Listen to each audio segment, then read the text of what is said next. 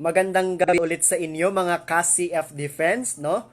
Ngayong gabi ay muli tayong magkakaroon ng isang simpleng apologetics, no? Na magfo-focus sa Christology or yung pagdepensa natin sa pagkadiyos ng ating Panginoong Heso Kristo. So muli, binabati ko yung mga kasamahan ko dyan sa Catholic Faith Defense, si Bro Jezreel, si Bro Christian, and lahat ng admin. So ngayon, yung ating magiging paksa ay isa sa pinaka ginagamit, no, na talata ng mga hindi naniniwala ng ating Panginoong Heso Kristo ay Diyos.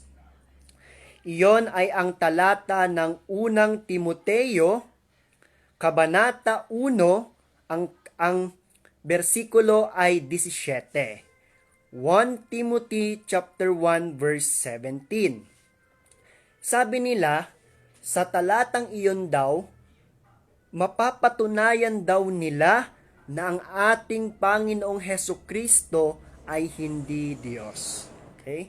Kaya kailangan po nating sagutin at bulay-bulayin ang talatang iyan upang sa ganon ay maliwanagan ang mga kapatid natin na hindi Kristiyano, sapagkat hindi po maituturing na Kristiyano ang mga hindi sumasampalataya ng ating Panginoong Heso Kristo ay Diyos. Kung kaya, mapapansin po no, na hindi po sila kasama sa mga ecumenism. Dialogue pwede pa po, no? Pero mas angkop sa kanila ang apologetics o polemics, mas maganda, mas matindi para lalo silang maliwanagan sa katotohanan na magpapalaya sa kanila. Okay? So, ano nga ba yung sinasabi doon sa talata ng unang Timoteo 1:17 upang sabihin nila na hindi daw doon Diyos ang ating Panginoong Heso Kristo? Ganito po daw kasi ang sinasabi nun. May 4 po yun na criteria. Purihin natin at luwalhatiin magpakailanman ang iisang Diyos, Haring walang hanggan, walang kamatayan, at di nakikita. Amen. Yun daw po ang sabi sa talata. Sa English, ganito daw po yung sinasabi. Now to the King of Ages, immortal, invisible, the only God, be honor and glory forever and ever. Amen. Okay, maliwanag po yung mga talata. So kung una mong titignan, no, makikita doon na parang, oo nga, no, hindi ata Diyos ang Panginoong Heso Kristo kasi sabi doon ang hari ay dapat walang hanggan. Ang sabi doon dapat hindi nakikita. Ang sabi doon dapat walang kamatayan at kailangang purihin magpakailanman. Ngayon ang tanong, pasado nga ba ayon sa Biblia ang ating Panginoong Heso Kristo sa talata ng 1 Timothy 1:17? Okay. Unahin po natin yung punto por punto, no? Yung 4 na criteria. Ang una pong objection nila diyan or argument is that yung nakalagay doon na ang Diyos ay haring walang hanggan. Ngayon, hindi Diyos si Kristo kasi hindi naman siya haring walang hanggan. Ang hari ay ang Ama, ang Diyos sa langit. Pero, syempre wala tayong tutol doon. May mababasa po ba tayo na ang Panginoong Heso Kristo ay tunay na hari na walang hanggan? Meron po. Ganito po ang sinasabi dito sa talata ng Lucas 1:32 hanggang 33 or Luke chapter 1 verse 32 to 33. Siya'y magiging dakila at natawaging anak ng kataas-taasang Diyos. Ibibigay sa kanya ng Panginoong Diyos ang trono ng kanyang amang si David upang maghari sa angkan ni Jacob magpakailanman. Ang kanyang paghahari ay pangwalang hanggan. Ayun, pasado ang ating Panginoong Heso Kristo bilang hari na walang hanggan. So, kung maghahari siya ng walang hanggan, ibig sabihin siya ngayon ay eternal king because his kingdom is eternal also, no? So, pasado na siya dun sa una, hari ng walang hanggan. Ngayon sasabihin nila, paano ba yan? Ang sabi dun sa talata, ang Diyos ay hindi nakikita. Oo nga naman, no? Pero, may talata po ba sa Biblia kung saan si Kristo ay sinasabing hindi din nakikita? Meron din po. Ito po ang sabi dito sa talata ng unang Pedro 1:7 hanggang 8. 1 Peter chapter 1 verse 7 to 8. Sa ikapupuri at ikakaluwalhati at ikararangal sa pagpapakahayag ni Hesus Kristo na hindi ninyo nakita ay inyong iniibig, na bagamat ngayon ay hindi ninyo siya nakikita, gayon may inyong sinasampalatayanan siya. Ayan, pasado ulit ang ating Panginoong Hesukristo sa second criteria, second objection nila na ang Diyos ay hindi nakikita. So, dalawa na. Una, pasado siya bilang haring walang hanggan. Pangalawa, pasado siya bilang Diyos na hindi nakikita. Ngayon, may pangatlo pa. Ganito naman ang sasabihin nila. Pinakamatindi to. Paano yan? Ang Diyos hindi daw namamatay. Walang kamatayan ayon sa talata. Si Kristo namatay. Dito po, no? Alam naman natin ng ating Panginoong Hesukristo ay namatay sa krus. No?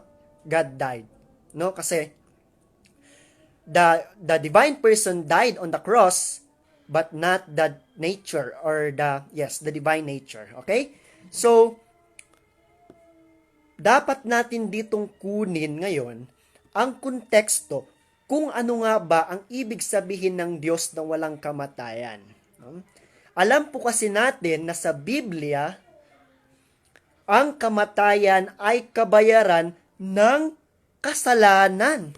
At ang ating Panginoong Hesukristo ay walang bahid ng kasalanan.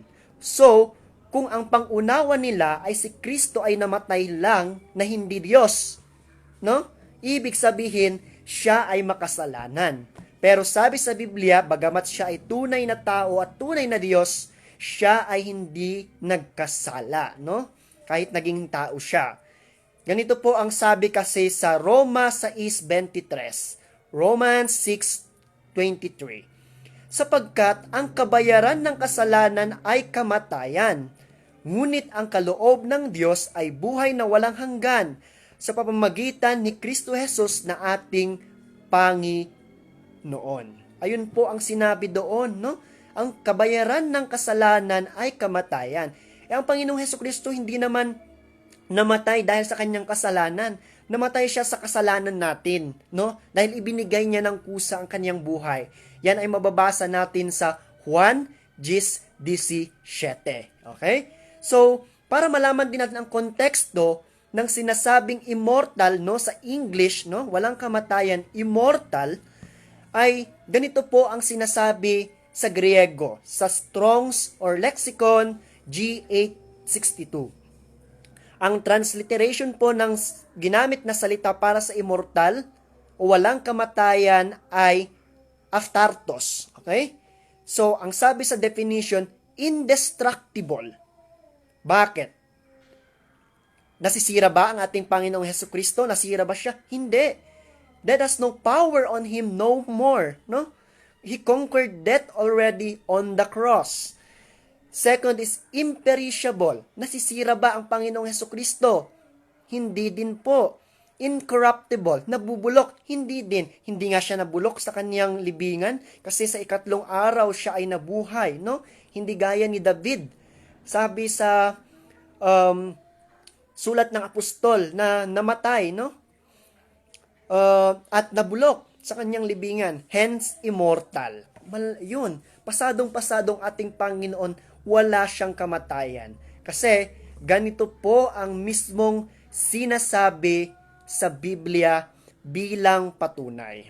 dito po sa talata ng Roma, ang talata ay 6, ang kabanata ay 6 at ang talata ay 9. Alam nating si Kristo nang muling binuhay ay hindi na muling mamamatay.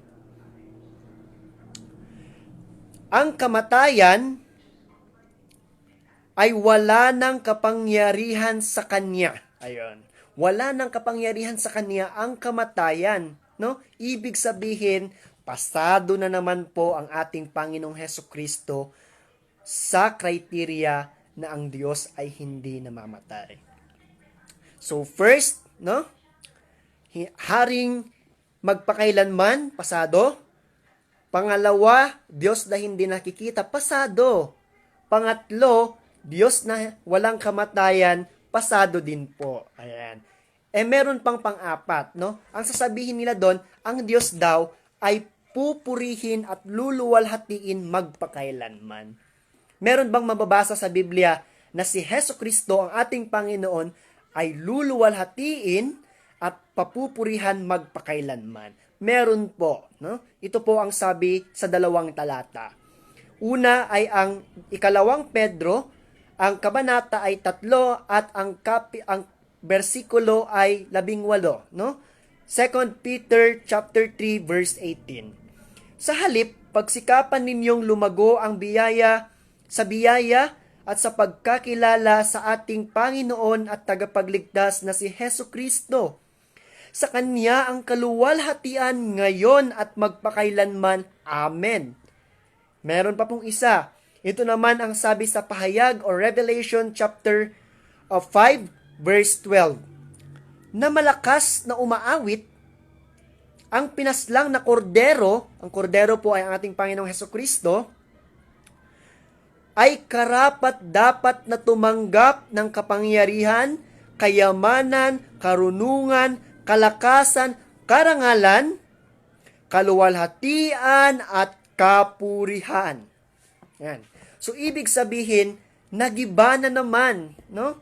Ang kanilang argumento doon sa mismong talata na kanilang ginagamit. Wala silang napatunayan, no? Dito sa talatang ito na ang ating Panginoon Hesukristo ay hindi Diyos. Kasi sa talata pa lang wala nang mababasa na hindi siya Diyos doon, no? And maliwanag po, no? Pasado siya sa 4 na 'yon. Hindi na maghahari ng walang hanggan, hindi nakikita, walang kamatayan, papupurihan at luluwalhatiin magpakailanman. So mga ka-CF Defense, salamat po ulit sa inyo at naway let's be cute together, Catholic until the end. Muli, ito po si Admin Hamsky Ray, nag-iiwan ulit sa inyo ng isang simpleng apologetics pero dudurog sa mga kumakalaban, sa kumakalaban at nagbibigay ng maling katuruan laban sa turo dalisay ng ating simbahang Katolika.